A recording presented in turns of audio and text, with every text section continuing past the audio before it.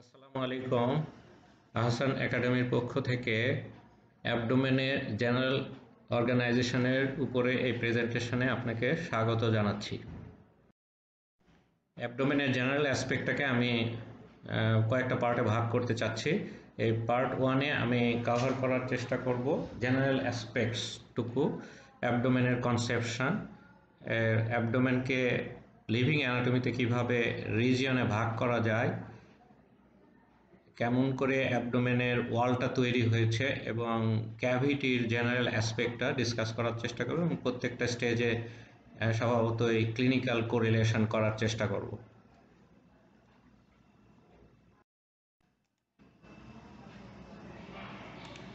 আমরা এখানে যে অংশটুকু দেখতে পাচ্ছি এটা হচ্ছে ট্রাঙ্ক।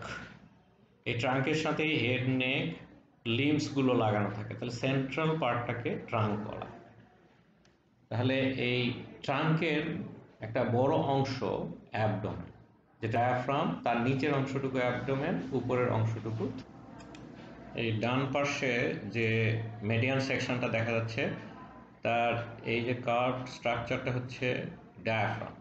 এটা মাঝখানের ছবির এই বরাবর ডায়াফ্রাম আছে এবং এখানেও একটা স্টেন্ট দেখা যাচ্ছে ডায়াফ্রামে। তাহলে এই ডায়াফ্রাম থেকে আমরা যদি উপরের দিকে কনসিডার করি তাহলে এটা থোরাক্স, এবং ডায়াফ্রামের নিচে আমাদের এবারের টার্গেট হচ্ছে অ্যাবডোমেনোপেলভিক রিজিয়ন। তাহলে এই পুরা এলাকা, ট্রাঙ্কের এই এলাকাটাকে বলা হয় অ্যাবডোমেনোপেলভিক রিজিয়ন। রিজিয়নের ওয়াল আছে এবং ভিতরে ক্যাভিটি আছে, তাহলে এই ক্যাভিটিটাকে বলা হয় অ্যাবডোমেনোপেলভিক ক্যাভিটি। আর এই ক্যাভিটিটাকে আবার দুই ভাগে ভাগ করা যায়। আপনি যদি খেয়াল করেন, এইটা হচ্ছে স্যাক্রাম। স্যাক্রামের আপার লিমিট, এই জায়গাটাকে, উঁচু জায়গাটাকে বলা হয় স্যাক্রাল প্রমন্টরি। হিপ বোনটার এই মেডিয়ান পার্টে হচ্ছে পিউবিক সিম্ফাইসিস, এর আপার লিমিট এটা। আমরা যদি একটা লাইন ড্র করি তাহলে এই লাইনের উপরের অংশ হচ্ছে অ্যাবডোমেন প্রপার, আর নিচের অংশটুকু যে আমি ইন্ডিকেট করছি এইটা হচ্ছে pelvic cavity. This is abdomen proper এবং এই অংশটুকু হচ্ছে পেলভিক ক্যাভিটি। তাহলে আমাদের বুঝতে চেষ্টা করি অ্যাবডোমেন পেলভিক রিজিয়ন। তাহলে এখানে আমরা ডিমার্কেশনটা আরেকটু অবভিয়াস ফিগারে নিয়ে আসতে চেষ্টা করেছি। আপনি দুটো যদি খেয়াল করেন, এটা মেডিয়ান সেকশন, এটা করোনা সেকশন। তাহলে মেডিয়ান সেকশন, এই যে ডায়াফ্রামটা একটু 3D অ্যাপিয়ারেন্স আছে, এই পার্টিশনটা বোঝা যাচ্ছে। তাহলে এর উপরে যেটা হচ্ছে এই যে আমরা ডায়াফ্রাম দেখলাম এবং তাহলে তার উপরে থোরাসিক রিজিয়ন। তাহলে এই ক্যাভিটিটা হচ্ছে থোরাসিক ক্যাভিটি, পুরো এলাকাটা হচ্ছে থোরাসিক রিজিয়ন। তাহলে এর নিচে হচ্ছে অ্যাবডোমেনোপেলভিক রিজিয়ন। এখন এই যে স্যাক্রাম আমরা দেখতে পেলাম, স্যাক্রাম, এটা হচ্ছে স্যাক্রাল প্রমন্টরি। এই আপার লিমিটের উঁচু জায়গাটা হচ্ছে প্রমন্টরি। এটা হচ্ছে সিম্ফাইসিস পিউবিস, এর আপার লিমিট। তাহলে এই দুটো যোগ করছি, এটা হচ্ছে inlet, inlet of pelvic cavity. তাহলে আমি এখানে যদি আঁকায় দিই এই ফিগারে, তাহলে দেখেন ইনলেটটা, এটা ইনলেটের ভিতর দিয়ে ক্যাভিটিটা দেখা যাচ্ছে, এই ক্যাভিটি। তাহলে এটা পেলভিক ক্যাভিটি, আর এইটুকু হচ্ছে অ্যাবডোমেন প্রপার। তাহলে এইখানে এই ফিগারে স্টেন করে দেওয়া আছে, এইটা হচ্ছে অ্যাবডোমেন প্রপার আর এটা হচ্ছে পেলভিক ক্যাভিটি। তাহলে অ্যাবডোমেনোপেলভিক রিজিয়ন হচ্ছে ট্রাঙ্কের সে অংশ যেটা হচ্ছে ডায়াফ্রামের নিচে থাকে, এটা হচ্ছে অ্যাবডোমেনোপেলভিক। অ্যাবডোমেন প্রপার হচ্ছে diaphragm to pelvic inlet, below pelvic inlet এটা হলো পেলভিক ক্যাভিটি।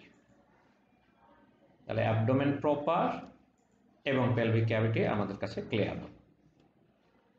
এখন যদি আমরা খেয়াল করি তাহলে দেখতে পাবো অনেক অর্গান অ্যাবডোমেনের মধ্যে প্যাকড হয়ে আছে, অর্গানে একেবারে ঠেলে ডায়াফ্রামকে উপরে তুলছে পেলভিক ক্যাভিটির ভিতরে। তাহলে অসুখের সংখ্যাও কিন্তু এই অ্যাবডোমেনে অনেক হয়। তাহলে কোন জায়গাটা অ্যাফেক্টেড হলো, তাহলে স্পেসিফিক পজিশনগুলো আমাদের জানা উচিত। অ্যানাটমিক্যালি দেখেন যে এটা একটা বিশ্বের ম্যাপ। আমরা দুনিয়ার এই পুরো ওয়ার্ল্ডটাকে এরকম লাইন দিয়ে গ্রিড লাইন দিয়ে গ্রিড এরিয়াতে ভাগ করি। এর লাভটা কি? সহজে আমরা লোকেট করতে পারি এই একটা বিশেষ জায়গা, ধরুন ছোট্ট একটা বাংলাদেশ আমরা ইজিলি এক্সপ্রেস করতে পারি যে এটা আসলে পজিশন কোথায়, যে কোনোদিনও চিন্তা করেনি বাংলাদেশে এই গ্রিড লাইন ধরে ওই জায়গাটা চিনে ফেলতে পারবে সহজে। তাহলে আমরা এরকম লাইন এবং এরিয়া ভাগ করে আমরা কি করি, তার লোকেশন এক্সপ্রেস করতে সাহায্য করে। তাহলে আমরা অ্যাবডোমেনটাকে একটা দুনিয়া আমাদের, এর ভিতরে অজস্র অর্গান আছে। তাহলে অর্গানগুলোর বিশেষ অর্গান অথবা অর্গানের অংশকে লোকেট করতে হলে, এক্সপ্রেস করতে হলে অ্যানাটমিক্যাল লোকেশন, একে অবশ্যই গ্রিডে ভাগ করা দরকার। তাহলে আমাদের কিছু লাইন আঁকতে শিখতে হবে এবং কিছু এলাকায় ভাগ করতে হবে। তাহলে এই জায়গাগুলোকে আমরা বলি ইমাজিনারি প্লেনস অর লাইনস এবং রিজিয়নস অফ দ্যাট। তাহলে দেখেন আমরা যদি এরকম দুটো ভার্টিক্যাল লাইন টানি এবং দুটো হরাইজন্টাল টানি, তাহলে আমরা এই 4টা লাইন দিয়ে পুরা অ্যান্টেরিয়র অ্যাবডোমিনাল ওয়ালটাকে 9টা রিজিয়নে ভাগ করতে পারবো। তাহলে আমাদের কিসে হেল্প করছে? এক একটা অর্গান, ভিসকাসের পার্ট বা তার একটা বিশেষ জায়গাকে আমি যদি এক্সপ্রেস করতে চাই অ্যানাটমিক্যাল লোকেশন, তাহলে আমার এই লাইন এবং রিজিয়নগুলো হেল্প করবে। তাহলে আমরা এই অ্যাবডোমেনে ইমাজিনারি লাইন হচ্ছে 4টা টানবো এবং তার দিয়ে আমরা 9টা রিজিয়নে ভাগ করবার চেষ্টা করব। তাহলে প্রথম আমাদের ল্যান্ডমার্কগুলো বের করতে হবে। আমরা সাধারণত বনি ল্যান্ডমার্ক বের করি এই কারণে যে ওগুলো সারফেসে থেকে সহজেই আইডেন্টিফাই করা যায় এবং প্রত্যেকটা বডির জন্য ফিক্সড একটা ল্যান্ডমার্ক আমরা ফিক্স করতে পারি। যেমন ধরেন এই জায়গাটা আমি ইন্ডিকেটর রেখেছি, এটা সবাই আমরা জানি এটা জুগুলার নচ।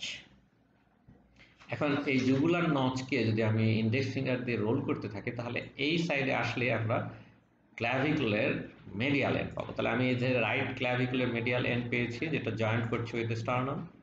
এরপরে আমি যদি এটাকে ফলো করতে চাই, ফলো করতে করতে অবশ্যই ক্ল্যাভিকুলের ল্যাটারাল এন্ড পাবো। তাহলে ল্যাটারাল এন্ড আর যদি মেডিয়াল এন্ড পাই, তাহলে লেন্থটা পেলে আমি মিড পয়েন্ট বের করতে পারবো। তাহলে আমি যে জায়গায় লিখেছি এটা হচ্ছে mid point of right clavicle. তাহলে এখানে একটা পয়েন্ট দিয়ে আমরা একেবারে ভার্টিক্যাল একটা লাইন সহজেই টানতে পারি, যেটা এই যে নেমে যাচ্ছে। তাহলে থোরাসিক কেজের উপর দিয়ে নেমে, এটা তো কস্টাল মার্জিন, আমরা 7 নম্বর কস্টাল কার্টিলেজ সহ স্টারনামে লাগে, তারপরের গুলো উপরেরটাতে লাগতে থাকে এবং এটাকে আমরা বলি এই 7, 8, 9, 10 মিলে কস্টাল মার্জিন তৈরি করেছে। তাহলে এ এক জায়গায় কস্টাল মার্জিন থেকে ক্রস করবে, ওইটা হচ্ছে টিপ অফ দ্য 9 কস্টাল কার্টিলেজ। এখন আরো নিচে নামাচ্ছি, এইটা হচ্ছে হিপ বোন, তার এটা হচ্ছে ইলিয়াক ক্রেস্ট, আমরা হাত দিয়ে ফিল করতে পারি। তার সামনের এন্ডটাকে বলা হয় অ্যান্টেরিয়র সুপিরিয়র ইলিয়াক স্পাইন। তাহলে এরপরে দেখা যাবে গ্রয়েন শুরু, নিচু জায়গাটা, এবং মিড লাইনে আসলে সিম্ফাইসিস পিউবিস, তার আপার এন্ড পেতে পারি। এই গ্রয়েনটা টোটাল এটা ইনগুইনাল রিজিয়ন। তাহলে আমি যদি এখানে একটা পয়েন্ট আর এই সিম্ফাইসিস পিউবিসের আপার এন্ডে একটা পয়েন্ট নিয়ে লাইন জোড়া লাগে মিড পয়েন্ট বের করে, দেখবো যে ওই লাইনটা এই মিড ইনগুইনাল পয়েন্ট দিয়ে ক্রস করে যাচ্ছে। তাহলে mid clavicular line tip of the 9 coastal cartilage cross করে কস্টাল মার্জিনে এবং মিড ইনগুইনাল পয়েন্ট ক্রস করে গ্রোইনে। তাহলে লাইনটার নাম হচ্ছে মিড ক্ল্যাভিকুলার লাইন। তাহলে আমরা এতক্ষণ যেটা ড্র করলাম সেটা হচ্ছে রাইট মিড ক্ল্যাভিকুলার লাইন। তার আমরা জানলাম যে mid point of the clavicle থেকে ভার্টিক্যালি ডাউনওয়ার্ড লাইন টেনেছি এবং এটা টিপ অফ দ্য 9 কস্টাল কার্টিলেজকে ক্রস করছে দ্য কস্টাল মার্জিন আর মিড ইনগুইনাল পয়েন্টকে ক্রস করছে। তাহলে একইভাবে আমরা অপোজিট সাইডে আর একটা লাইন টানতে পারি। তাহলে দুটো ভার্টিক্যাল লাইন শেষ। এখন এই যে হরাইজন্টালের যে উপরের লাইনটা আছে এটাকে বলা হয় ট্রান্সপাইলোরিক প্লেন। এখন কেমন করে আমরা ট্রান্সপাইলোরিক প্লেন আঁকবো? জুগুলার নচ আমাদের জানা আছে, পিউবিক সিম্ফাইসিসের আপার পয়েন্ট জানা আছে। তাহলে আমরা এইখানে একটা লাইন জানাই, যদি মিড পয়েন্টে একটা পয়েন্ট নেই এবং একটা হরাইজন্টাল প্লেন আঁকায় বা লাইন আঁকায়, এটাকে বলবো ট্রান্সপাইলোরিক প্লেন আর ট্রান্সপাইলোরিক লাইন। তাহলে এও দেখা যায় যে টিপ of the 9 coastal cartilage cross করেছে কস্টাল মার্জিনে এবং এটা লাম্বার ভার্টিব্রাল লেভেলে থাকে, নাম্বার 1 ভার্টিব্রাল লেভেলে থাকে। তাহলে নাম্বার 1 খুঁজে পাওয়া যায় না, টিপ of the 9 coastal cartilage page দিয়ে কষ্ট হয়। কিন্তু যদি মিড ক্ল্যাভিকুলার লাইনটা আঁকানো থাকে তাহলে অবশ্যই টিপ অফ দ্য 9 কস্টাল কার্টিলেজ পেরেছি, তাকে জোড়া লাগাই দেওয়া যায়। অথবা জুগুলার নচ এবং পিউবিক সিম্ফাইসিসের মাঝ পয়েন্ট থেকে অফ করা যায়। এখন পেশেন্ট তো এতটা জায়গায় এক্সপোজ করতে দেয় না, তাহলে এক্সপোজারটুকু পাবো আমি আপার পার্ট অফ দ্য অ্যাবডোমেন, যাতে আমি পরীক্ষা করতে পারি, পেশেন্ট সহজে এই জায়গাটুকু এক্সপোজ করবে। সুতরাং আমরা এখানে এই স্টার্নামের জিফিস্টার্নাল জয়েন্টটা খুঁজে পাই এবং আম্বিলিকাস খুঁজে পেতে পারি। তাহলে এইখানেও আমরা একটা লাইন আঁকতে পারি জিফিস্টার্নাল জয়েন্ট থেকে আম্বিলিকাস পর্যন্ত। এই লাইনটা যদি আমরা ড্র করি, তার মিড পয়েন্টটা যদি দেখি, তাহলে দেখবো ঠিক ওই জায়গাটাইতে মিড পয়েন্ট পড়েছে। তাহলে ট্রান্সপাইলোরিক প্ল্যান আঁকানোর জন্য আমরা mid point between the line joining 2 points, one is xiphisternal joint and umbilicus, এভাবে আমরা আঁকতে পারি। ক্লিনিশিয়ানরা এইভাবেই বেশি এঁকে থাকে, অথবা টিপ অফ দ্য 9 কস্টাল কার্টিলেজকে জোড়া লাগাই করে। ক্লিনিশিয়ানদের এইটাই সহজতম পদ্ধতি। এখন আর চতুর্থ লাইনটা হচ্ছে আর একটা ট্রান্সভার্স লাইন, যে লাইনটা হচ্ছে ট্রান্সটিউবারকুলার লাইন। আমি এই যে ইলিয়াক ক্রেস্টের অ্যান্ট্রোসুপিয়াল স্পাইন থেকে পিছনের দিকে যদি যেতে থাকি, তাহলে এই উঁচু একটা জায়গা পাবে, এটাকে বলে tuberosity of the iliac crest. বোনসটা পড়ার সময় ডিটেল বোঝা যায়। তাহলে এই টিউবারসিটিটাকে যদি আমরা জোড়া লাগাই দুটোকে লাইন দিয়ে, এটা ট্রান্সটিউবারকুলার লাইন, আর এখানে প্লেন টানলে ট্রান্সটিউবারকুলার প্লেন। এখন আমরা যদি খেয়াল করি, দুটো ভার্টিক্যাল লাইন হলো, দুটো হরাইজন্টাল লাইন, তাহলে আমরা 9টা রিজিয়নে ভাগ করা সম্ভব হলো। তাহলে এইভাবে অ্যাবডোমেন 4টা লাইন দ্বারা 9টা রিজিয়নে ভাগ করা। এছাড়াও দুটো লাইন অনেক সময় ক্লিনিশিয়ানরা ড্র করে থাকেন। এটা হচ্ছে সাবকস্টাল, কস্টাল মার্জিনের লোয়েস্ট পয়েন্ট থেকে জোড়া লাগায়, এটাকে সাবকস্টাল প্লেন অথবা লাইন বলা হয়। আর ইলিয়াক ক্রেস্টের হাইয়েস্ট পয়েন্টটাকে যদি জোড়া লাগায়, তাকে বলা হয় line drawn joining the highest point of the iliac. তাহলে আমরা আরো দুটো প্লেনের কথা জানলাম যেটা ক্লিনিশিয়ানরা ইউজ করে থাকে, কিন্তু এ দিয়ে আমরা সাধারণত রিজিয়ন ভাগ করি না। রিজিয়ন ভাগ করতে mid clavicular plane and line, transpyloric plane and line, transtubercular plane and line. আমরা যখন সারফেসে লাইনের মতো আঁকাই তখন লাইন বলি, কল্পনা করি প্লেন, তখন আমরা তাকে প্লেন বলি। আমরা দুটো কথা বললাম, সেটাকে আরেকবার সাম আপ করি। এটা anterosuperior iliac spine, pubic symphysis upper end, যদি জোড়া লাগায় তাহলে একটা লাইন হলো। এর মাঝটাকে বলা হয় মিড ইনগুইনাল পয়েন্ট। আমরা উল্টো দিকে যদি আমরা দেখি, যেখানে ইনগুইনাল লিগামেন্ট থাকে, ইনগুইনাল লিগামেন্ট অ্যান্টেরোসুপিরিয়ার স্পাইনে লাগলেও এই মেডিয়াল এন্ডটা পিবিক টিউবারকুলার রাখে, যেটা একটু দূরে থাকে পিবিক সিম্ফাইসিসের থেকে। সুতরাং এইটা যদি মিড ইনগুইনাল লিগামেন্টের লাইন বলি, তাহলে এই লাইনটা একটু শর্ট। তাহলে আমরা যদি ইনগুইনাল লিগামেন্টের মিড পয়েন্ট নেই, তাহলে সেটা মিড ইনগুইনাল পয়েন্ট নয়, এটা একটু ল্যাটারালি হয়, একটু ল্যাটারালি হয়। তাহলে মিড ইনগুইনাল পয়েন্টটা mid point of the inguinal লিগামেন্টের মেডিয়ালি সিচুয়েটেড, দুটো আলাদা জিনিস। Mid point of inguinal ligament and mid inguinal point. এখন তাহলে আমরা একটু ল্যান্ডমার্কে সাম আপ করতে চেষ্টা করি। তাহলে 4টা লাইন আমি এখানে প্রথমে ড্র করলাম, মিড ক্ল্যাভিকুলার, ট্রান্সপাইলোরিক এবং ট্রান্সটিউবারকুলার লাইন। তাহলে এখানে যদি আমরা দেখি যে এই মিড ক্ল্যাভিকুলার লাইনের 5th রিব পর্যন্ত এই রাইট সাইডে ডায়াফ্রাম থাকে, 5th ইন্টারকস্টাল স্পেস পর্যন্ত লেফট সাইডে ডায়াফ্রাম ওঠে। তাহলে এতটা থোরাসিক কেস অ্যাবডোমেনের ওয়ালে থাকে। এটা হচ্ছে জিফিস্টার্নাল জয়েন্ট, মিড লাইনের এটা থাকে। ডায়াফ্রাম কিন্তু জিফিস্টার্নাল জয়েন্টে থাকে। তাহলে এদিকে একটু উপরে, ডান দিকে, বাম দিকে একটু নিচে 5th rib, 5th intercostal space, mid clavicular. এটা একটা গুরুত্বপূর্ণ ল্যান্ডমার্ক। এটা জিফাইড প্রসেস।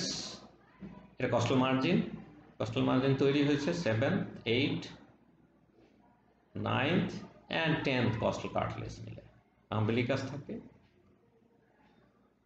আমরা দেখছি যে ইলিয়াক ক্রেস্ট ফিল করা যায় এবং ইনগুইনাল রিজিয়নের গ্রোইনটা আমরা ফিল করতে পারি, যার ডিপে ইনগুইনাল লিগামেন্ট থাকে। এটা হচ্ছে symphysis pubis in the mid line. এখন অ্যাবডোমেনের ওয়ালটা কিভাবে তৈরি হয়েছে, সুপারফিশিয়াল টু ডিপ আমরা সাধারণত ডিসকাস করি। প্রথমে স্কিন, স্কিনের নিচে সুপারফিশিয়াল ফাসা। এখানে অ্যাবডোমেনের ক্ষেত্রে সুপারফিশিয়াল ফাসায় একটা খুব ডিপ থিক ফ্যাটি লেয়ার থাকে এবং তারই নিচে ভেরি টাফ মেমব্রেনাস লেয়ার থাকে। তাহলে সুপারফিশিয়াল ফাসা পরিষ্কার দুটো লেয়ারে ভাগ করা আছে অ্যাবডোমেনে। ডিপ ফাসা খুবই থিন এবং অনেক ক্ষেত্রে ইটস ভেরি পটেনশিয়াল স্পেসের মতো মনে হয়। এরপরে থাকে মাসেলসগুলো লেয়ারে লেয়ারে সাজানো। আমরা প্রত্যেকটা লেয়ার নিয়ে আমরা একটু অ্যানাল অ্যাসপেক্টসগুলো ডিসকাস করার চেষ্টা করি। তাহলে আমরা দেখছি স্কিনটা উপরে স্লাইড করা যায়, কারণ হচ্ছে ফ্যাটি লেয়ার থাকে। এর তিনটে জায়গায় কঠিনভাবে স্কিনটা ডিপার টিস্যুর সাথে লাগানো থাকে। এটা হচ্ছে আম্বলিকাস। আম্বলিকাসটা অ্যাকচুয়ালি স্কার, এদিক দিয়ে আম্বলিক কর্ড ফিটাসের সঙ্গে লাগানো থাকে এবং পেটের ভিতরে চলে যায়। সেজন্য এই জায়গার স্কিনটা একটা স্কার হয়ে ফিউজড হয়ে থাকে। এছাড়া দুটো রিজিয়ন, আপনাদের মিড লাইনে যদি যান, এই মিড লাইনটাকে আমরা বলি লিনিয়া অ্যালবার ভেন। এই জায়গাতে স্কিনটা মোবাইল নয়, এবং এই যে এইটা রেকটাস অ্যাবডোমিনাস মাসল, তার ল্যাটারাল বর্ডারটা হচ্ছে লিনিয়া সেমিলুনারিস, ওইখানেও একটু স্কিন স্লাইড করে। স্কিনে আমরা জানি যে নার্ভ সাপ্লাই, সেগমেন্টাল নার্ভ সাপ্লাইটাকে বলা হয় ডার্মাটোম। তাহলে আমরা অ্যাবডোমেনের ডার্মাটোমে কয়েকটা ল্যান্ডমার্কে খুবই খেয়াল করবার চেষ্টা করব। যদি আমি ক্লোজ আপ নেই, দেখতে পাচ্ছি যে জিফয়েড প্রসেসের উপর সাধারণত 6th থোরাসিক নার্ভ থাকে। সবচেয়ে বেশি লাগে হচ্ছে আম্বলিকাস বরাবর 10th থোরাসিক, এবং গ্রোয়িং হচ্ছে নাম্বার 1। আম্বলিকাস 10th থোরাসিক, এইটা মেডিকেল ক্লিনিশিয়ানসরা বেশি ইউজ করে থাকেন। তার উপরের দিকে উঠলে কমতে থাকে, নিচের দিকে থাকলে থোরাসিক বাড়ে এবং লাম্বার হয়ে যায় গ্রোইনে। এটা করে কিন্তু থ্রু আউট দ্য বডি। এখন সুপারফিশিয়াল ফাসা, সুপারফিশিয়াল পোর্শনটুকু ফ্যাটি, এর থিকনেস প্রচণ্ডভাবে ভ্যারি করে। এই থিকনেসের মধ্যে আমরা দেখি লোয়ার পার্টের থিকনেসটা বেশি থাকে, ফ্যাটটা লোয়ার পার্টে বেশি জমা হতে থাকে এবং তারপরে অন্য জায়গাতেও জমা হয়। আমরা বলি যে সে ক্যালোরি ইনটেক বেশি হলে এই জায়গা এবং পেরিটোনিয়ামের মধ্যে পেটের ভিতরে ফ্যাটের পরিমাণ জমা বেশি হতে থাকে। উইথ এজও ডিস্ট্রিবিউশন ভ্যারি করে, সেক্সেরও ডিস্ট্রিবিউশন ভ্যারি করে। তাহলে এই সুপারফিশিয়াল ফ্যাটি লেয়ার একটা গুরুত্বপূর্ণ রিজার্ভ ফ্যাট। মেমব্রেনাস লেয়ার, এই জায়গাটা ক্লিনিশিয়ানদের জন্য খুব গুরুত্বপূর্ণ, সেই জায়গাটা আমি ব্যাখ্যা করবার চেষ্টা করব। তাহলে একটা থিক মেমব্রেনাস লেয়ার আছে এই ফ্যাটি লেয়ারের ডিপে। এটা ডেন্স কানেকটিভ টিস্যু, এবং নিচের দিকে যে এই মেমব্রেনাস লেয়ারটা ফিউজ হয়ে যায় ডিপ ফাসা অফ দ্য থাইয়ের সাথে, এবং ইনফেরিয়রলি এর বোনি অ্যাটাচমেন্ট আছে। তাহলে আমরা দেখেন এটা পেলভিক ক্যাভিটি, এটা দেখা যাচ্ছে পুরা হিপ বোন, অ্যান্টেরিয়র সুপিরিয়র ইলিয়াক স্পাইন এবং পিউবিক টিউবারকুল। তাহলে এই ফাসাটা এসে পিউবিক টিউবারকুলে ফিউজ হয়, এবং 1 সেন্টিমিটার নিচে এই ইনগুইনাল লিগামেন্টের এইখানে ডিপ ফাসা অফ দ্য থাইয়ের সাথে ফিউজ হয়ে যায়, এবং এইটা হচ্ছে পিউবিক বোন, এই বডি অফ দ্য পিউবিক বোনের সাথে ফিউজ হয়ে যায়। তাহলে মিড লাইনে দেখেন সিম্ফাইসিস পিউবিস এরিয়াটুকু ফ্রি, এই জায়গা দিয়ে মেমব্রেনটা এই জেনিটালিয়ার অংশে চলে যায়, এই জায়গাটাকে পেরিনিয়াম বলা।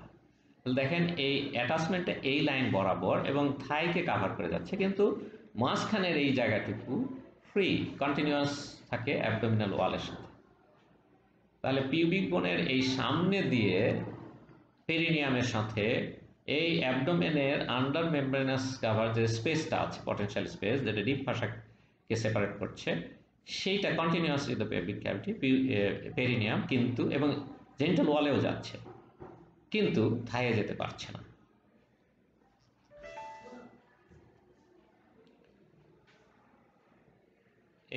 এখান থেকে আবার অ্যাটাচমেন্টটা আর্চের দিকে চলে যায়, সুতরাং এই জায়গাটুকু ফ্রি থাকছে, কোনো অ্যাটাচমেন্টের থেকে ভিতর দিকে কন্টিনিউয়াস থাকছে উইথ দ্য অ্যাবডোমিনাল ওয়াল।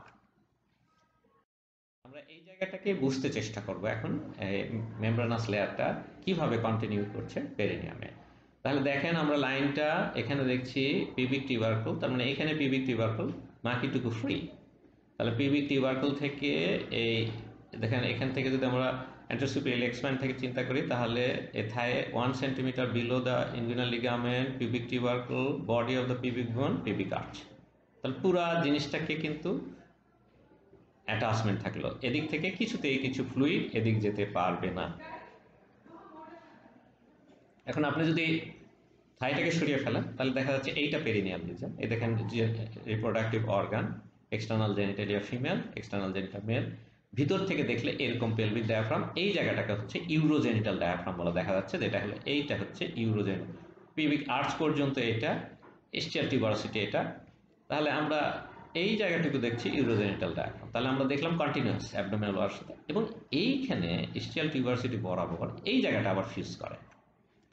তাহলে আমরা ইস্টিয়াল টিউবারসিটি এই যে লাইন বরাবর এই জায়গাটা আমরা দেখি যদি ফিউশন আছে ওই ভাষাটার মেমব্রেনাস লেয়ারটা, তাহলে মেমব্রেনাস লেয়ার একটা পকেট তৈরি করেছে যার বটম এটা পেরিনিয়াম এবং জেনিটালিয়া থাকছে সেই পকেটের ভিতরের ওয়ালের একটা অংশ। তাহলে আপনি যদি এখানে deep to membranous layer fluid ছেড়ে দেন তাহলে সেই ফ্লুইডটা নিচে নামবে, গ্র্যাভিটি পেরিনিয়ামে জমা হবে এবং এই পেনিসের ওয়ালে চলে যাবে, স্ক্রোটামের ওয়ালে যাবে, কিন্তু থায়ে যেতে পারবে না। আমার মনে হয় ব্যাপারটা। এখন দেখেন এই যে মেমব্রেনাস লেয়ার এর ডিপে যে পটেনশিয়াল লেয়ারটা আছে, স্পেস আছে, সেটা পেরিনিয়ামে এসছে এবং স্ক্রোটাম আর পেনিস কেটে ফেলা হয়েছে, এই স্ক্রোটাল ওয়ালে চলে গেছে, পেনিয়াল ওয়ালে চলে গেছে, কিন্তু থায়ে যেতে পারছে না ফিউশনের জন্য। একেবারে এখানে যে এই পিছন দিকের এই লাইনটাকে আমি দেখালাম ফিউশন। তাহলে ডিপ টু মেমব্রেনাস লেয়ার একটা পটেনশিয়াল ক্লোজ স্পেস হয়েছে যার বটমটা পেরিনিয়াম এবং কন্টিনিউ করছে ইন দ্য জেনিটাল ওয়াল। তাহলে এই সুপারফিশিয়াল পার্ট অফ মানে জাস্ট পেরিনিয়ামের বাহিরের দিকের অংশ এবং জেনিটালের ওয়াল এর সঙ্গে কন্টিনিউয়াস, এই জিনিসটা আমাদের পরিষ্কার হওয়া দরকার। অ্যাবডোমিনাল ওয়াল এই কয়টা জায়গা কন্টিনিউয়াস, তার মানে এখানে যদি পানি ঢেলে দেওয়া যায় সামহাও যে কোনো একটা জায়গায়, তাহলে সেই পানিটা ডিপেন্ডেন্ট পার্টে আগে জমা হবে, তারপরে পেনিসের এই স্ক্রোটাল ওয়ালে যাবে, তারপরে পেনিয়াল ওয়ালে যাবে, তারপরে অ্যাবডোমিনাল ওয়ালে। দেখেন আস্তে আস্তে উপরের দিকে থাইয়ে যেতে পারবে না, এই লাইনের পিছনেও যেতে পারবে না, এই লাইনের পিছনে যেতে পারবে না, এই এখানে অ্যানাস আছে, অ্যানাসের দিকে যেতে পারবে না, এই সাইডে যেতে পারবে না।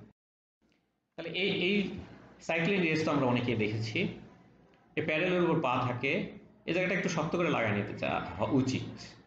আদারওয়াইজ কি হয়, আমরা যখন এই যে আটকানোর একটা যে হুক থাকে রিং এর মতো থাকে ওটার ভিতরে পা রাখতে হয়, আদারওয়াইজ স্লিপ করে যেতে পারে। স্লিপ করে গেলে এত স্পিডে চাপ দিতে থাকি আমরা যে আমরা রডের উপর পড়ে যাই। দেখেন এই পেরিনিয়ামটা রডের উপরে পড়ে, তার মানে দেখেন ঠিক পেনিসের আন্ডার সারফেস প্রচণ্ড জোরে ধাক্কা খায়, এর উপরে ইউরেথ্রা আছে, প্রস্রাবের নালী, সুতরাং সেটা ফেটে যায়। এই ইউরেথ্রাটা যদি ফেটে যায় তাহলে ইউরিন বেরিয়ে আসে, বেরিয়ে এসে স্পেসটা পায় হচ্ছে ডিপ টু মেমব্রেনাস লেয়ার। এখন তাহলে সে কি করে, সে সোজা পেরিনিয়ামে যে জমা হতে থাকে। এই দেখেন পেরিনিয়ামে জমা হয়েছে, স্ক্রোটাল ওয়ালে গেছে, পেনাইল ওয়ালে গেছে এবং তারপরে অ্যাবডোমেনে ওঠা শুরু করেছে, কিন্তু থায়ে যায়নি। তাহলে যদি একটা হিস্ট্রি থাকে এরকম সাইক্লিং এর সাথে পড়ে গেছে অথবা একটা রডের উপরে পড়ে গেছে, তারপরে যদি আমরা দেখি যে একটা সোয়েলিং হয়েছে পেরিনিয়ামে, স্ক্রোটামের গায়ে ফ্লুইড জমা হয়েছে, তার মানে বোঝা যাচ্ছে যে ইউরেথ্রা ইজ রাপচার্ড। তাহলে রাপচার ইউরেথ্রার এইরকম জায়গায় সুপারফিশিয়াল ফাসার এই প্লেনে যদি ইনজুরি হয় তাহলে ইউরিন কালেক্ট করে কোথায়, perineum, then scrotal wall, then penile wall, then অ্যাবডোমেনের wall, never in the thigh. এবং এই জিনিসটা ঘটছে কিন্তু মেয়েদের ঘটনা, মেয়েদের ইউরেথ্রা খুব ছোট্ট থাকে, ছেলেদেরই বেশি ঘটে।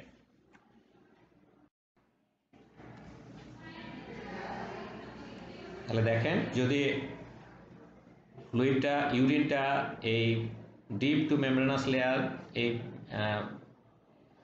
সুপারফিশিয়াল ফাসার লেভেলে হয় তাহলে প্রথম পেরিনিয়ামের দিকে রওনা দেয়, স্ক্রোটামের দিকে ওয়ালে যায়, পেনাইল ওয়ালে যায় এবং তারপরে অ্যাবডোমিনাল ওয়ালে যায়। তাহলে এইটা হচ্ছে normal course of the urine. যদি রাপচার ইউরেথ্রা হয় in the plane, in case of male এটা সাধারণত রাপচার ইউরেথ্রাটা এই প্লেনেই হয়। সুপারফিশিয়াল ফাসার যে ফ্যাটি লেয়ার আছে এখানে কয়েকটা ইম্পর্টেন্ট স্ট্রাকচার্স থাকে, যেমন ভেন্স, সুপারফিশিয়াল ভেন্সগুলো থাকে, এর সঙ্গে মাইনর ব্লাড ভেসেলস আদার মানে আর্টারিজ, নার্ভস, লিমফ্যাটিক্স, এই সব কিছু ফ্যাটের মধ্যে থাকে। এখন এর মধ্যে আমাদের খুব গুরুত্বপূর্ণ হচ্ছে সুপারফিশিয়াল ভেন্স, কি ক্লিনিক্যাল গুরুত্ব বহন করে। আমরা যদি খেয়াল করি তাহলে দেখবো যে এটা হার্টে আপার পার্ট, আপার লিম, নেক এগুলো থেকে ব্লাড সুপিরিয়র ভেনা কাভা দিয়ে হার্টে আসে, আর এই lower part abdomen, lower Lim সম্পূর্ণ ব্লাড ইনফিরিয়র ভেনা কাভা দিয়ে হার্টে যায়। এখন যদি আমরা খেয়াল করি তাহলে দেখতে পাবো যে এই যে গ্রোইনের এখানের ভেন এবং এই অ্যাক্সিলার এখানের ভেন, এদের মধ্যে আবার অ্যানাস্টোমোসিস হয়েছে। সুতরাং দে হ্যাভ কানেকশন, এর সাথে এর একটা কানেকশন আছে। নর্মালি নর্মাল ব্লাড ফ্লো করে, এর ব্লাড এদিকে যায়, ওদিক থেকে ব্লাড এদিকে যায়। কিন্তু যদি একটা অবস্ট্রাকশন হয়, ধরেন সুপিরিয়র ভেনা ক্যাভা অবস্ট্রাকশন, তাহলে ব্লাডটা তো আর এখানে যেতে পারছে না, তখন এই উল্টো পথে রওনা দেয়, দিয়ে এই দিক দিয়ে ইনফিরিয়র ভেনা ক্যাভাটা হয়। সুতরাং এই ভেনগুলো তখন খুবই ডাইলেটেড হয় এবং টর্চিয়াস হয়ে যায়। সেকেন্ড ব্যাপার হচ্ছে এই যে এই কানেকশনটা তখন অ্যাক্টিভ হয়ে যায়। দ্বিতীয় হচ্ছে আমাদের এই যে আম্বলিকাল চারিদিকে ভেনের অ্যানাস্টোমোসিস থাকে, এটার কানেকশন থাকে উইথ পোর্টাল ভেন। সুতরাং কোনো কারণে যদি পোর্টাল ভেন মানে লিভারের মধ্যে পোর্টাল ভেন অবস্ট্রাকশন হয়, তাহলে ভেনাস ব্লাড এদিকে ফ্লো করতে থাকে, করে আম্বলিকাসের দিকে আসে এবং এই ভেন দিয়ে ও ভেনা কাভার মাধ্যমে ফেরত যায়। তাহলে তখন দেখা যায় পোর্টাল ভেনের অবস্ট্রাকশন ফলে প্যারাআম্বলিকাল ভেন দিয়ে এই ভেনাস ব্লাডটা আম্বলিকাসের উপর দিয়ে আবার ইনফ্রা ভেনা কাভায় ফেরত যায়। তাহলে এই ভেনগুলো যেগুলো ছোট ছিল সেগুলো এনগর্সড হয়ে যায়। সেই এনগর্সমেন্টটা কি হয়, চারিদিকে হয়, সূর্যের আলোর মতো চারিদিকে ছড়িয়ে যায়। তাহলে এই এক ধরনের ভেনার এনগর্সমেন্ট হয়, আর একটা হচ্ছে ল্যাটারাল। দুটোর কারণ, একটা হচ্ছে superior vena cava or inferior vena cava obstruction, আর একটা হচ্ছে পোর্টাল অবস্ট্রাকশন। তাহলে এখন আমরা যদি বলি যে সাইডের এই ভেনটা খুব দেখেন এনগর্সড হয়ে গেছে এবং বোঝা যাচ্ছে যে উপর চলে যাচ্ছে, তাহলে এই ধরনের অবস্ট্রাকশনটা হলো সুপিরিয়র ভেনা কাভাল অবস্ট্রাকশন অথবা ইনফিরিয়র ভেনা কাভাল অবস্ট্রাকশন। এই ব্লাড ফ্লো দেখে এই নিচ থেকে উপর দিকে ব্লাড যাওয়া মানে ইনফিরিয়র ভেনা কাভাল অবস্ট্রাকশন, উপর থেকে নিচের দিকে আসা মানে সুপিরিয়র ভেনা কাভাল অবস্ট্রাকশন। তাহলে ভেনা কাভাল অবস্ট্রাকশনের ফলে এই সাইডের ভেনগুলো এনগর্সড হয়। পোর্টাল অবস্ট্রাকশনের ফলে নাভির চারিদিকে এই যে দেখেন সাপের মতো নাভির চারিদিক থেকে বেরিয়ে আসছে, এটাকে বলা হয় ক্যাপুট মেডুসা। এটা একটা দেবী মেডুসা, তার মাথায় সাপ ছিল এবং সাপগুলো এরকম চারিদিকে ছড়িয়ে যাওয়ার মতো থাকতো। এটাকে উপর থেকে তার মাথার মতো লাগছে বলে ক্যাপুট মেডুসা নাম দেওয়া হয়েছে। তাহলে ক্যাপুট মেডুসা কন্ডিশনটা হবে আমাদের পোর্টাল অবস্ট্রাকশন, এসে এনগর্সমেন্ট থাকে রেডিয়েটিং ফ্রম আম্বলিকাস পেরিফেরি।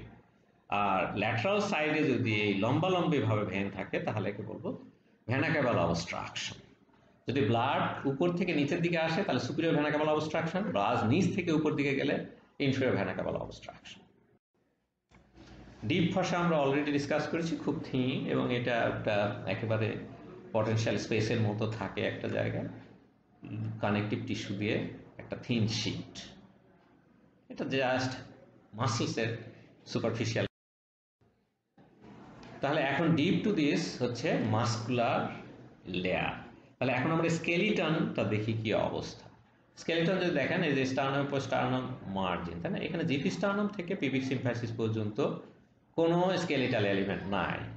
আর এদিকে costal margin to iliac crest কোনো কোনো বনি ফ্রেমওয়ার্ক নাই।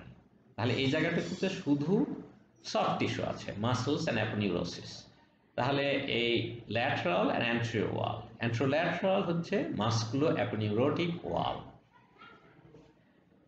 এখন এই পুরা এরিয়াটায় এই একটা ring, coastal margin, inferior thoracic aperture or outlet, and এটা হচ্ছে হিপ বোনের রিম, এর বিটুইনে মাসলসগুলো থাকে। অনলি পস্টেরিয়রলি ভার্টিব্রাল কলাম হচ্ছে একটা স্কেলিটন। তাহলে এইটা হচ্ছে স্কেলিটন, বাকিটুকু হচ্ছে আমাদের একদম সফট মাসকুলো অ্যাপনিউরোটিক ওয়াল। এখন যদি আমরা এটাকে সেকশন নেই তাহলে সামনের দিকের এই মাসলটাকে বলা হয় রেকটাস অ্যাবডোমিনিস মাসল, আর ল্যাটারাল এবং অ্যান্টেরিয়র পার্ট অ্যান্ট্রোল্যাটারাল ফ্ল্যাট, তিন লেয়ারের এইখানে একটা ছোট্ট মাসল থাকে পিরামিডালিস বলে। তাহলে সামনের দিকে রেকটাস অ্যাবডোমিনিস এবং এই পিরামিডালিস এই যে ছোট্ট মাসলটা তৈরি করেছে। আর অ্যান্ট্রোল্যাটারাল ওয়ালটা তিনটা লেয়ারের ফ্ল্যাট মাসলস তৈরি করে, যারা সামনের দিকে যে অ্যাপোনিউরোসিস হয়ে যায়, এবং এই অ্যাপোনিউরোসিসটা রেকটাস অ্যাবডোমিনিসের সামনে এবং পিছনে হয়ে লিনিয়া অ্যালবা তৈরি করে। পিছনে যদি আমরা তাহলে দেখলাম অ্যান্টেরিয়র মাসলগুলোর একটা সাবডোমিনাস পিরামিডালিস, ল্যাটারালটা 3 লেয়ার্স অফ মাসল, এবং পস্টেরিয়রলি যদি যায় তাহলে দেখেন প্যারাভার্টিব্রাল এবং পোস্টেরিয়র ভার্টিব্রাল মাসলসগুলো ভার্টিব্রাল কলামের লাম্বার রিজনের চারিদিকে থাকে। এই অ্যাপোনেউরোসিসটা মাঝখানে এসে লিনিয়া অ্যালবা তৈরি করেছে। পিছন দিকে লঙ্গিটিউডিনালি ভার্টিব্রাল কলামের চারিদিকে মাসলগুলো থাকে। তাহলে এই মাসলগুলো দেখা যাচ্ছে যে সফট এরিয়া বানিয়েছে, ওয়ালের সফট পার্টটা বানিয়েছে, যা উপরে এবং নিচে বনি রিং আছে। দেখেন এই দেখে সফট মাসল, এবং এর ফ্লোরটা তৈরি হয়েছে মাস্কুলার ডায়াফ্রাম দিয়ে। উপরেও দি ডায়াফ্রাম আছে, এটাকে বলা হয় পেলভিক ডায়াফ্রাম, সামনের দিকে ইউরোজেনিটাল ডায়াফ্রাম। তাহলে ফ্লোর এবং রুফ পেলভিক ডায়াফ্রামের মাসল, ইউরোজেনিটাল ডায়াফ্রামের মাসল এবং দি ডায়াফ্রাম মাসল মিলে তৈরি করেছে। তাহলে অ্যাবডোমিনাল ওয়ালটা multi layer musculo aponeurotic with a limited area skeleton is there. তাহলে এই যদি কন্ট্রাক্ট করে তাহলে ইন্ট্রা অ্যাবডোমিনাল প্রেশার বেশ বাড়ানো সম্ভব, এবং এই কিন্তু ডিস্টেন্ড করে ভলিউম বাড়াতে পারে। যেমন প্রেগনেন্সিতে ইউটেরাস, বড় একটা ইউটেরাস হয়েছে, একজন মানুষের অনেক ফ্যাট জমা হচ্ছে মেজেন্ট্রির মধ্যে, আসলে অ্যাকোমোডেট করতে পারে, ভুঁড়ি হয়ে যায় আমরা বলি। চট করে আমরা 1 কেজি খাবার খেয়ে ফেললাম, তাহলে সেটাও পেটের মধ্যে যে জমা হতে পারে। এই ইলাস্টিসিটি আমাদের বিভিন্ন কাজে আসে, আমরা একটু ফাংশন ফর্মে বোঝার চেষ্টা। তাহলে অ্যান্টেরিয়র অ্যাবডোমিনাল ওয়াল যে অ্যান্ট্রোল্যাটারাল পার্টটা কাভার করেছে, তারা যদি কন্ট্রাক্ট করে তাহলে মুভমেন্ট অফ দ্য ট্রাঙ্ক, যেটা আমরা দেখছি lateral movement, forward bending, backward bending, rotation, সব ধরনের মুভমেন্ট হয়। এখন যদি কন্ট্রাক্ট করে তাহলে রিবগুলোকে নিচের দিকে নিয়ে আসলে, ডিপ্রেস করলে এক্সপিরেশন হয়, এবং এর ফলে ডায়াফ্রাম কন্ট্রাক্ট করলো, অ্যাবডোমেন কন্ট্রাক্ট করলো, সুতরাং ভলিউম কমে গেলে ভিসারের উপর ট্রিমেন্ডাস চাপ সৃষ্টি করা যায়। তাহলে আমরা ফিজিওলজিক্যাল প্রসেস, মানে নিঃশ্বাস নিলাম, হাঁচি কাশি ইত্যাদি করা যাচ্ছে। একইভাবে ভিসারের উপর যদি চাপ দিয়ে ফেলে তাহলে ইন্ট্রা অ্যাবডোমিনাল প্রেশার বাড়লে এরা কিছু ফিজিওলজিক্যাল প্রসেসে সাহায্য করে, যেমন ডেফিকেশন মানে স্টুল পাসিং, যেমন ইউরিন পাসিং, চাইল্ড বার্থ, এই ফিজিওলজিক্যাল প্রসেসগুলোতে অ্যাসিস্ট করে অ্যাবডোমিনাল মাসলস।